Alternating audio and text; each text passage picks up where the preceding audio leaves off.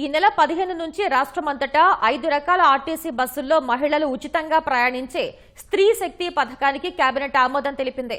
AP land initiatives and tech hubs పాలసీకి పచ్చజెండా ఊపింది. పర్యాటక శాఖ పరిధిలోని 22 హోటళ్లు, రిసార్టులు, క్లస్టర్ల మెయింటెనెన్స్ కోసం ఏజెన్సీ ఎంపిక నిర్ణయాధికారాన్ని ఆ శాఖ ఎండీకి కల్పిస్తూ మంత్రివర్గం నిర్ణయం తీసుకుంది. తిరుపతిలో ఒబెరాయ్ హోటల్ కు కేటాయించిన 25 ఎకరాల టీటీడీ భూమి రద్దుపైన నిర్ణయం తీసుకున్నారు. నూతన బార్ లైసెన్స్ పాలసీపై మంత్రివర్గ ఉపసంఘం నివేదికను కేబినెట్ ఆమోదించింది.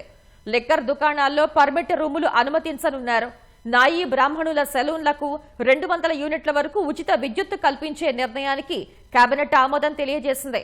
మీడియా అక్రిడేషన్ల నూతన నిబంధనలపై చర్చించి నిర్ణయం తీసుకున్నారు. వివిధ మావోయిస్టు అనుబంధ పార్టీలపై ఉన్న బ్యాన్ కొనసాగింపుపై మంత్రివర్గం నిర్ణయం తీసుకుంది. పలు ఏపీపీ పోస్టుల మంజూరుకు కేబినెట్ సమ్మతించింది.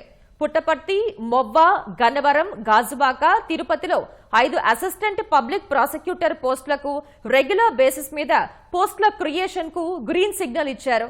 ఎస్బీఐ, యూబీఐ బ్యాంకులకు 900 కోట్లు గ్యారంటీని పవర్ సెక్టార్లో ఇస్తూ తీసుకున్న నిర్ణయం తీసుకున్నారు. పాఠశాల విద్యలో పలు జీవోలకు మంత్రి మండలి రాటిఫికేషన్ ఇచ్చింది.